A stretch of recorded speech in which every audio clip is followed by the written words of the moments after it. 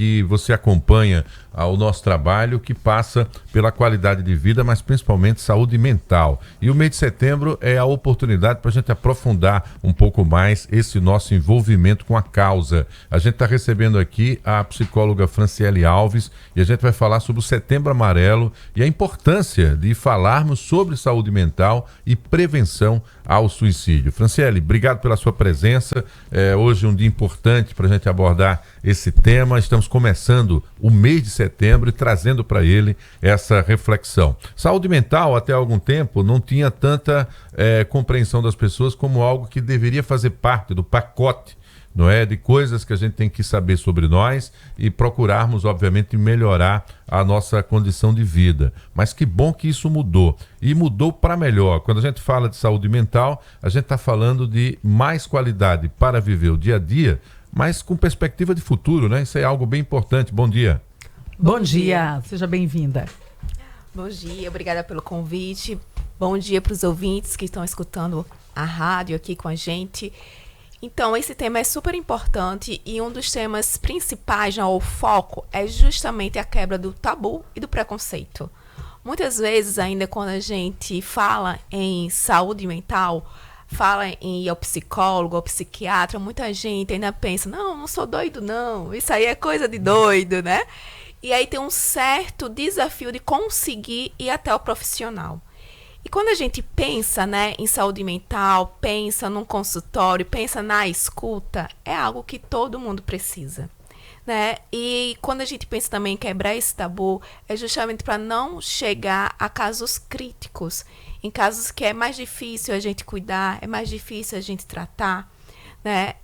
E ainda assim, quando a gente fala em casos críticos, né, muitas vezes quando não dá para chegar até o profissional, a gente tem uma rede grande de apoio.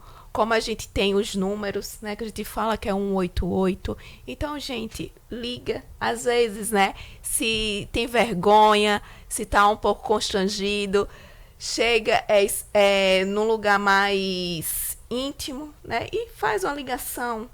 Então, esse espaço de escuta é importantíssimo. A gente pode focar aqui, nesse momento, o que a gente precisa é ser escutado, né? É tão bom quando a gente pode conversar com alguém. Normalmente as pessoas, quando estão num quadro de depressão muito acentuado, não querem muito conversar, não querem muito expor o que estão sentindo, às vezes se afastam, se isolam. E é aí que no dia a dia, para quem vive numa mesma casa, pode passar despercebido. Quais são esses sinais? Eu falei aqui do isolamento, do não querer conversar, do ficar mais em silêncio, trancado no quarto. Quais são os demais sinais que os familiares, que um irmão, que uma mãe, um pai devem observar em alguém que pode estar em sofrimento? Você pontuou muito bem. Esse, vamos dizer, não querer falar não é exatamente uma questão de vontade, mas de fato a pessoa fica mais isolada. Esse é um dos sinais principais. Quando a pessoa já está, por exemplo, com dificuldade de sair da cama, de se alimentar, perde o interesse pelo mundo externo, né? Ou seja, aquela pessoa que gostava muito de passear com o cachorro, que gostava de jogar uma bola, começa a não querer mais. Por exemplo, se vai para uma academia, também começa a faltar. Então, isso é um ponto para a gente se preocupar, né? Principalmente se é uma pessoa, assim, vamos dizer, que tem algum hobby, e a pessoa se afasta disso, se afasta das coisas que normalmente é aquela coisa que dava prazer, aquela coisa que a pessoa gostava. Então, pode concluir. Exatamente, esse é um sinal de alerta e de cuidado. E o principal, né? Muitas vezes os familiares ou os amigos, eles não sabem como lidar com essa situação. Por isso a importância de procurar um profissional, de ter esse auxílio com pessoas que são capacitadas, que vão poder auxiliar nesse momento. É isso que eu queria falar, porque como são profissionais que são altamente capacitados e que ganharam notoriedade no período da pandemia, talvez das poucas coisas que serviram de referência do que foi o período pandêmico para as nossas vidas, uma delas é a descoberta da psicoterapia como um aliado para dar a volta por cima. E com a regulamentação da telemedicina, os psicólogos também foram muito beneficiados, porque eles podem fazer consultas online. Então, se antes você tinha medo de encontrar com alguém no corredor onde está o consultório do psicólogo e ter que inventar uma desculpa, agora você não tem mais. Ele vai até você, aonde você estiver. Queria falar sobre isso, quanto isso também ajudou a categoria e, obviamente, trouxe mais pessoas para os consultórios, até mesmo os virtuais. Sim, isso contribuiu muito. Justamente, assim, por exemplo, hoje eu peguei um certo trânsito, a gente fala aqui na rádio sobre o trânsito, né? Então, muitas vezes a gente tem esse tempo que é um auxílio, um benefício. Nessa vida corrida, então muitas vezes, por exemplo, eu tenho pacientes que eles são atendidos quando eles estão num carro, para o carro, né? Aí tem aquele momento antes de ir para o trabalho ou quando sai no trabalho. Então, às vezes, não tem privacidade em casa, consegue um espaço, né? E consegue otimizar esse tempo que é tão corrido. Mas tem a possibilidade de ter um espaço seguro de escuta. Eu já vi na TV, a pessoa projetar a conexão que seria pelo celular na TV. Então traz o psicólogo para dentro da casa. Então ainda teve outras. Ah, esse gato que passou aí é o que você fala. Entendeu? O psicólogo às vezes fica dentro dessa história, né? E eu achei legal. Então quer dizer, transpôs barreiras. Então mais pessoas, desde que as campanhas começaram de conscientização hoje, têm mais acesso aos psicólogos. Sim, tem mais acesso e o importante, né, é que o espaço de escuta, ele não é físico, né? É justamente o trabalho que a gente faz. E a gente pode, por exemplo, atender uma pessoa debaixo de uma árvore. Então, isso é possível.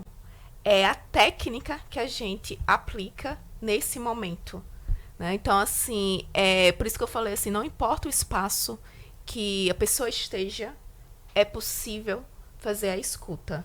Então, essa é a importância de sempre lembrar e sempre ligar, mesmo que não esteja, como eu falei assim, um profissional já de referência, a gente tem muitos espaços que já são capacitados a escutar a gente. Por exemplo, a gente tem o SUS, a gente tem vários psicólogos aí, né, com um cadastro já para atender online. E tem também, como eu falei, o 188, que é importante a gente sempre reforçar. São pessoas que são voluntárias e são capacitadas a estar dando auxílio, que é muito diferente de uma pessoa comum. Franciele, a gente tem o falso costume de acreditar que as coisas podem acontecer pertinho da gente, né? Mas comigo não vai acontecer. Então a gente sempre tem essa sensação de que é mais fácil acontecer com o próximo do que com a gente. E a minha pergunta vai muito nesse sentido. A gente, nessa vida atribulada que todo mundo tem, né? Correndo, horário, preocupação com o filho, preocupação com casa, preocupação com as metas. E aí esquece, muitas vezes, de cuidar da cabeça. Quais são as orientações que você daria, pela sua experiência, de como a gente poderia fortalecer um pouquinho a cada dia a nossa saúde mental? A gente pode ir por duas vias, né? A gente fala que certas coisas são terapêuticas, mas não são terapias, mas elas ajudam. Então, saúde mental vai auxiliar muito, fazer um exercício, fazer uma caminhada simples, né? Tá ao ar livre. E, mais uma vez, para terapia, né, isso não substitui. Então, é importante procurar uma escuta qualificada, um profissional. E aí, quando a gente fala que muitas vezes a gente acha que não vai ser com a gente, Freud falava, né? Foi a primeira coisa que ele, vamos dizer, derrubou. Ele dizia que o eu não é senhor na própria casa. Então, a gente acha que pode, a gente acha que sabe. Então, às vezes, é bom a gente diminuir um pouquinho, né, esse eu tão inflado e cuidar dele, né? Perceber que todo mundo precisa de cuidado, que não é vergonha, pelo contrário, é sinal de coragem, é sinal de força. E o trabalho tem que ser seu aliado, ele não pode ser seu adversário, né? E, nesse sentido, ser adversário da sua qualidade de vida, incluindo a sua saúde mental. Falar de números aqui para vocês entenderem por que é tão importante essa reflexão trazida pela Franciele Alves, ela que é psicóloga na manhã de hoje. De acordo com dados da Organização Mundial da Saúde, mais de 700 mil pessoas morrem por suicídio todos os anos no mundo. uma a cada 40 segundos. Então, durante nossa entrevista aqui, lamentavelmente, o mundo pode ter perdido pessoas que vivem esse drama. Aqui no Brasil, o suicídio é a quarta maior causa de morte entre jovens de 15 a 29 anos. Além disso, segundo a ABP, cerca de 96,8% dos casos estão relacionados a transtornos mentais, sendo a depressão o mais comum. Então, muitas dessas mortes poderiam ter sido evitadas com um diagnóstico precoce, o acolhimento e o tratamento adequado. Então, é fundamental você saber que pode contar com ajuda. Se você está com alguma ideação agora, ou acordou com essa ideação, você pode ligar 188 e buscar uma fala qualificada. E a partir daí, depois que acalmar, organizar as ideias, buscar a ajuda mais consolidada de um psicólogo, tá bom? Queria agradecer a presença da Franciele Alves. Esse assunto não se esgota aqui, é apenas um pontapé inicial por conta do mês de setembro. Fique à vontade. Caso a gente tenha deixado de falar algo que você considere relevante, pontuar, a palavra final é sua. Só agradecer, gente, lembrar que saúde mental é qualidade de vida. Então procurem, reforçando, procure 188, procure profissionais qualificados e cuide de você, cuide de quem você ama. Obrigada, Franciele. 7h41 agora, vamos fazer um rápido intervalo.